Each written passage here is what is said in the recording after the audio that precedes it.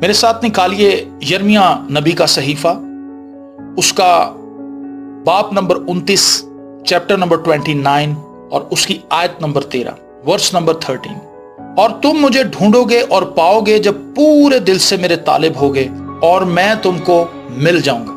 ہاللیلویہ۔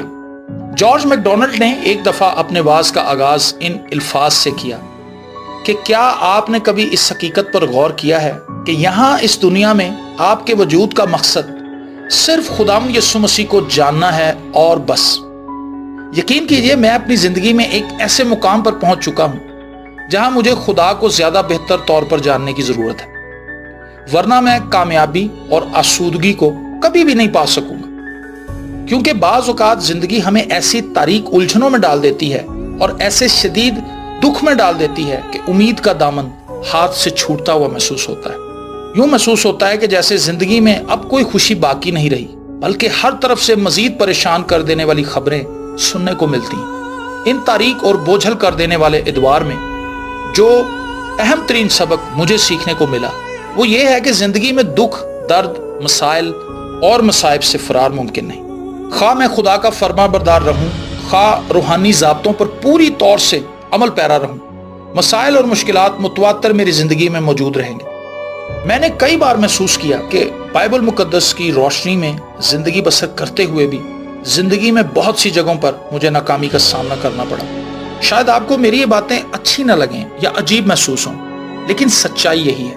ہم حالات کو جھوٹ موٹ بہتر کہتے رہتے ہیں تاکہ لوگ مسیح خداوند پر ہمارے ایمان کی تعریف کریں، یا پھر ہم زندگی میں درپیش مسائل اور مشکلات کو دور کرنے کے لیے شب و روز محنت کرنے میں وقت گزارنے لگتے ہیں، لیکن چند مشکلات پر قابو پانے کے بعد ہمیں احساس ہوتا ہے کہ کچھ نئی مشکلات سر اٹھا رہی ہیں جو پہلے موجود نہیں تھی۔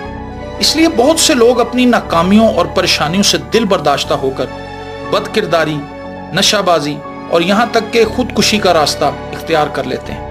میں نے آج تک بہت سے لوگوں کو زیادہ دعا کرنے، زیادہ کلام مقدس پڑھنے اور خدا پر زیادہ ایمان رکھنے کا مشورہ دیا ہے، اور بہت سے لوگوں نے یہی مشورہ مجھے بھی دیا تھا، لیکن شاید یہ میری اور آپ کی مشکل کا حل نہیں۔ ہمیں اس سے بھی کسی بالا تر کام کی ضرورت ہے، اور وہ ہے خدا کو پانے کی خواہش۔ میں اس بات کا پورے دل سے قائل ہو چکا ہوں کہ ہم خدا کو جاننے کی وہ تڑپ نہیں رکھتے جس تڑپ سے وہ چاہتا ہے کہ ہم اسے جانیں۔ خدا ہر ایماندار کی زندگی میں مشکل حالات کو اسی لیے آنے دیتا ہے تاکہ ہم اپنے زندہ خدا کی طرف متوجہ ہوں، لیکن خدا کو جاننے کا یہ عمل ہمیشہ انتہائی کٹھن، انتہائی طویل اور صبر آزما ہوتا ہے۔ اسی لیے بہت سے لوگ خدا کو جاننے کی بجائے صرف خدا سے برکت پانے تک محدود رہتے ہیں، لیکن میرے لیے برکات سے زیادہ اہم برکات کو دینے والا میرا زندہ خدا ہے۔ میری خواہش ہے میں اس میں زندہ رہوں اور فقط اسی کی تمجید کرتا رہوں۔ میرا آج آپ سے یہ سوال ہے، آپ اپنی زندگی میں خدا کو پانے کے خواہش مند ہیں یا صرف برکات سے ہی کام چلا کر خوش ہیں؟ آئیے دعا مانگیں۔ آسمانی باپ، ہم جانتے ہیں دنیاوی برکات چند روزہ ہیں، اس لیے تجھ سے درخواست ہے کہ ہمیں اپنی قربت اور پہچان عطا کر تاکہ ہم ہر حال میں خوش رہنا سیکھ پائیں۔ یسوع کے نام میں آمین۔